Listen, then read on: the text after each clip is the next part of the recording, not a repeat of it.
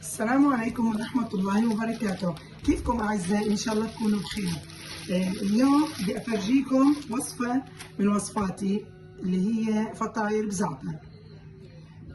رح نحتاج لكيلو طحين، عليه معلقتين حليب، عليه معلقتين سكر، ومعلقة بيكنج باودر،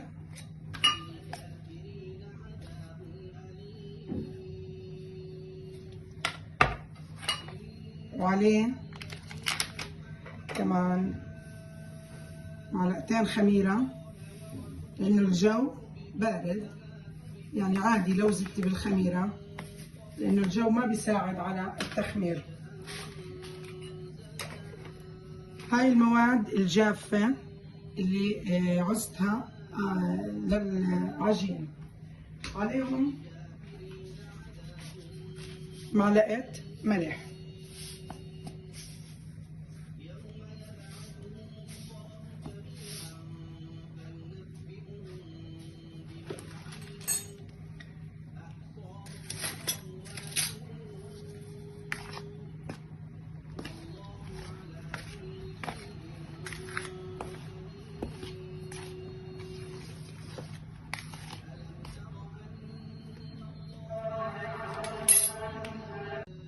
هلا رح ادير زيت الزيتون كمان بالعجنه قدر فنجان.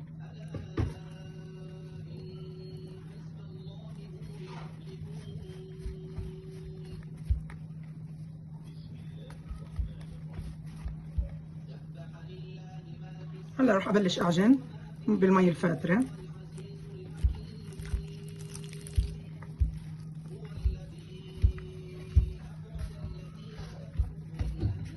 طبعا اذا عندك عجانه استغلي العجانه.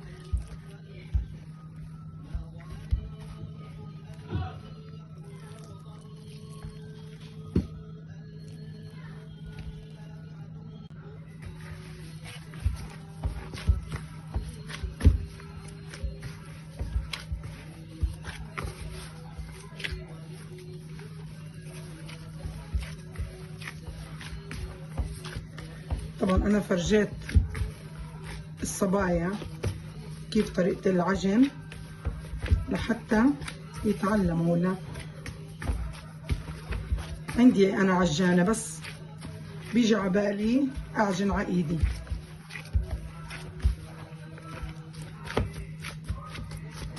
هلا للتلميع فنجان زيت زيتون.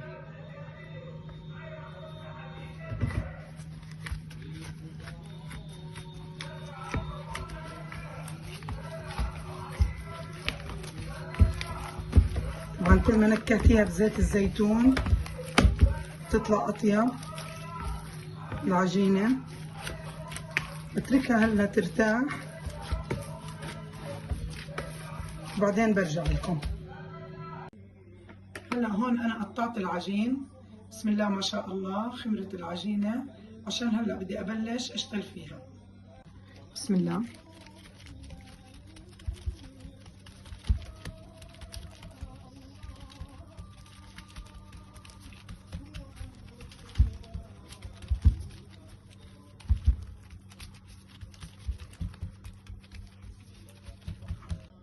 هلا انا رقيت العجينه،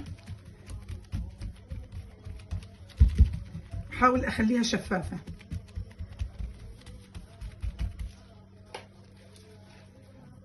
لا حطي حسب العجينه.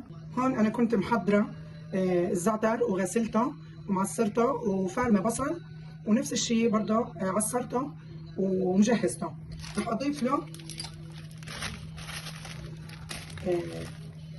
سماق،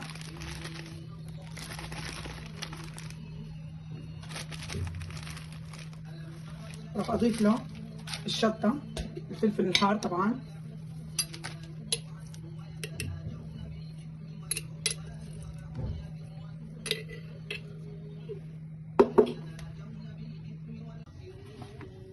عليهم كاسه زيت زيتون، طبعا حسب الرغبه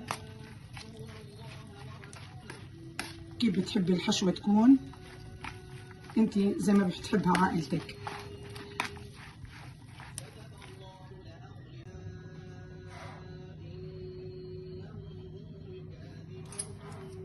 هلا راح عليهم عصرة ليمون كوباية.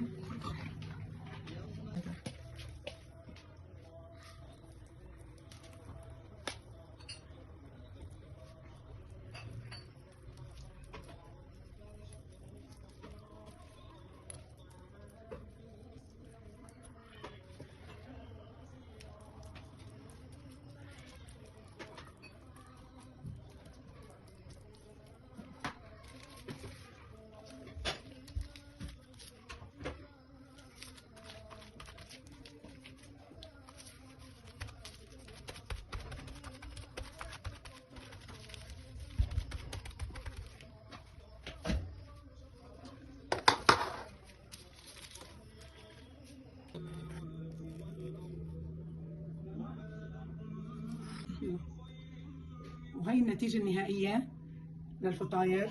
ما بحكي لكم الريحة بتشهي، رائعة. لا تنسوني من اللايك والاشتراك بقناتي. شكرا للمتابعة.